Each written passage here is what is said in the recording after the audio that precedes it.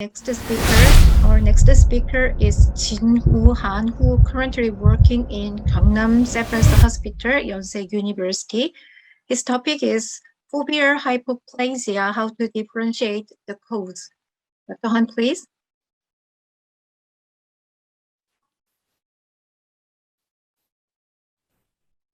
Good afternoon, everyone. I'd like to thank all Indian Ophthalmological Society and Korean Ophthalmological Society for allowing me to present this talk.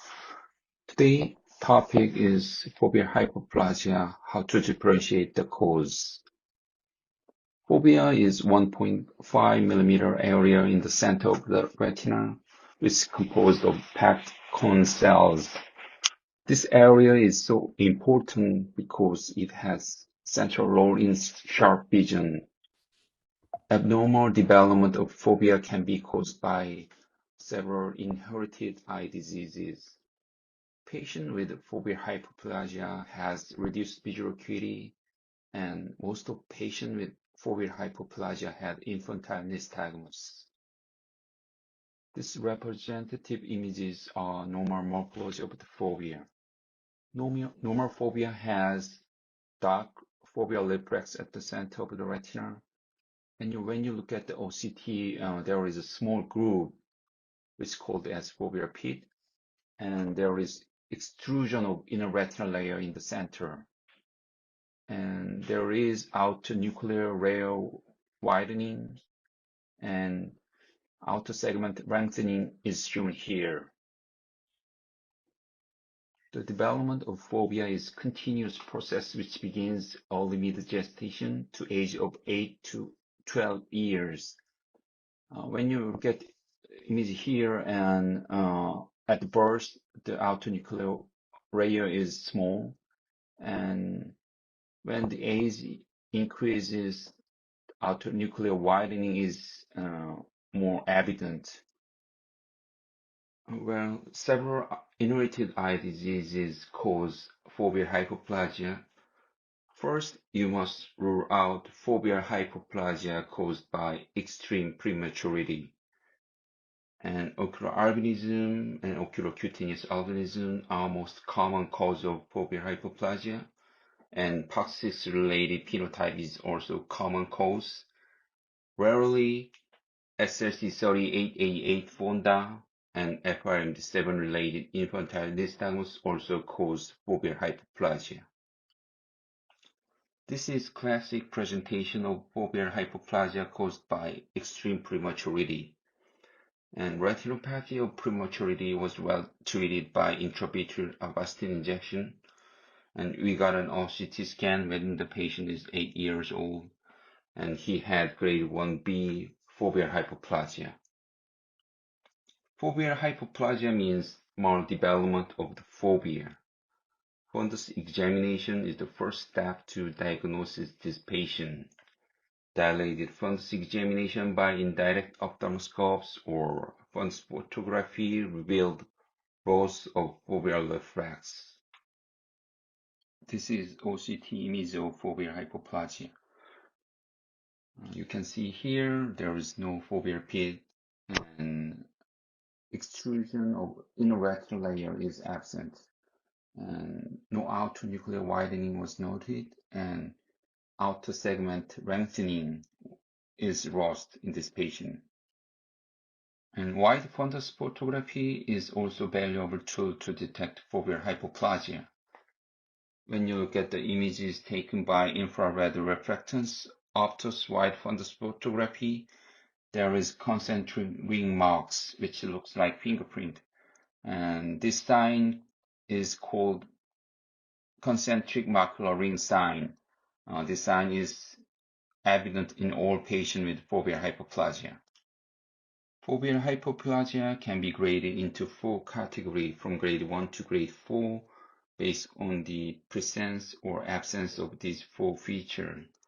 In patients with grade 1 foveal hypoplasia, only absence of extrusion of inner plexiform layer was found. If there is no foveal pit, it can be classified as grade 2. If outer segment lengthening was lost in addition to above findings, it is grade 3.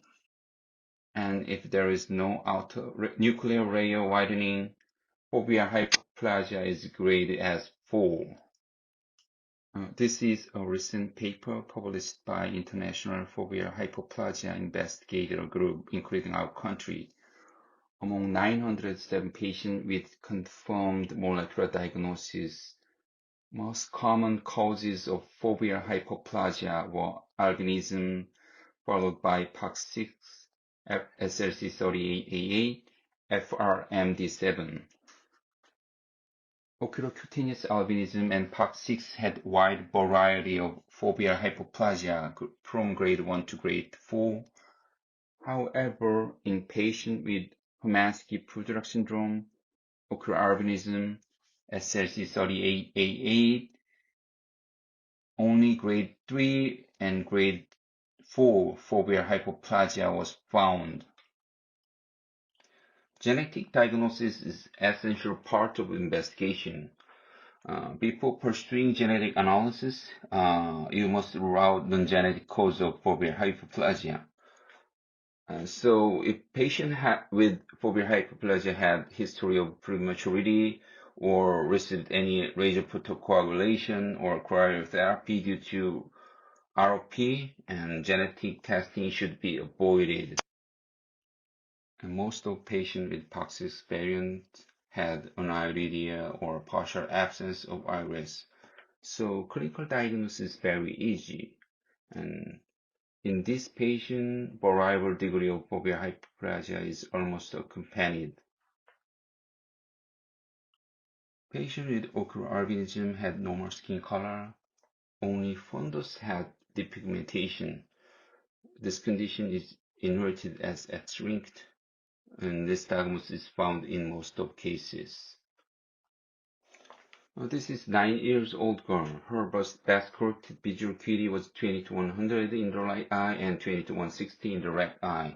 She had infantile nystagmus and deep pigmented fundi and foveal hypoplasia.